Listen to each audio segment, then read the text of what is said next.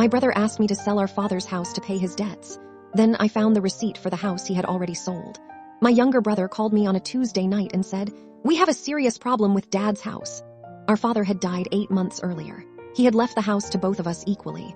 I lived in another city, so my brother Aaron had been staying there while he dealt with the paperwork.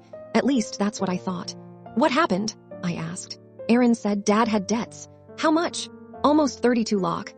I was shocked. Dad had never mentioned owing anyone that kind of money. Aaron told me the bank was threatening legal action and that the easiest solution was to sell the house. I didn't want to sell it. It was the house where we had grown up. But Aaron kept insisting, "If we don't sell it, we'll both lose everything." I trusted him because he was the one living there, so I agreed to meet him the following weekend. When I arrived, the house looked different. The furniture was gone. The television was gone. Even Dad's old wooden desk had disappeared. I asked Aaron what happened. He said, "I had to sell some things to pay the interest." I didn't argue. Then he gave me a stack of documents, bank statements, tax notices, loan letters. Everything seemed convincing. But one thing bothered me. The debt was in Aaron's name, not Dad's. I looked at him. "Why is your debt connected to Dad's house?" He avoided my eyes. "Because I used the house as collateral." I felt my stomach drop. "You did what?" "I needed money for my business." "When?" "Before Dad died." I was furious. "You never told me." "I was going to pay it back." "With what?" He didn't answer. That night I stayed in Dad's house. I couldn't sleep.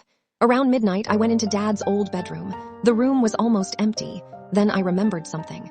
Dad had always kept important documents inside a metal box underneath his bed. The box was gone. I called Aaron. "Where is Dad's document box?" He said, "I don't know. You were living here." I said, "I don't know." I hung up. The next morning I went through the garage. That's where I found an old cardboard box hidden behind some paint cans. Inside were Dad's photographs, old receipts, and several property documents. Then I found something that made my hands go cold. A property sale agreement. The house had already been sold, 6 months earlier. The buyer had paid rupee 78 lakh. The seller's signature was supposed to be mine. Except, I had never signed it. I called a lawyer immediately. He examined the document and said, "This signature is forged." Then he looked at the date. "Was your father already dead when this was registered?" "No, he was alive." "Yes. Then there's something else you need to know."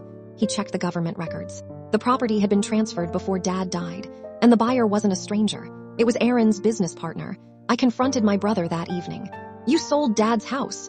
He went completely silent. "You forged my signature." Still nothing. "Where is the 78 lakh?" Finally, he sat down. His face changed. "I didn't sell it for myself." "Then where is the money?" "My business collapsed." "That isn't an answer." He started crying. He'd borrowed heavily to keep his company alive. When the business failed, creditors began demanding payment. He sold the house secretly. He planned to replace the money after his next business deal. That deal never happened. So he invented the rupee 32 lakh debt story. He wanted me to agree to sell the house again so he could use the money to cover the missing amount. I couldn't believe how close I'd come to helping him hide the crime.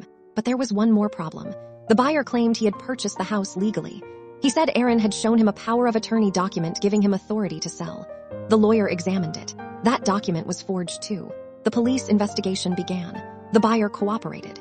The bank provided Aaron's financial records. Then investigators discovered something even worse. Aaron had been secretly selling Dad's property and belongings for almost a year. The house, the car, several pieces of antique furniture, even Dad's old collection of watches. He had been using the money to keep his failed company alive. The total loss was nearly 1.2 crore. Aaron was arrested for forgery, fraud, and property-related offenses. The house was eventually recovered because the transfer documents were fraudulent. It took almost a year to clear the legal mess. When everything was finally settled, I stood in Dad's empty living room. There was almost nothing left, just the old wooden clock that Aaron hadn't managed to sell. I took it home. A few months later, Aaron wrote me a letter from prison. He didn't ask for money. He didn't ask me to forgive him. He only wrote one sentence that stayed with me. "I kept trying to save the life I had built, and I destroyed the family that built me." I never responded. People sometimes think betrayal happens because someone doesn't love you. I don't think that's always true. Sometimes people love you. They just love their own desperation more. And when desperation becomes more important than honesty, even your own brother can turn your childhood home into a crime scene. If you discovered your own brother had secretly sold your inheritance and forged your signature to cover his debts, would you send him to prison? Or would you try to protect your family and handle it privately?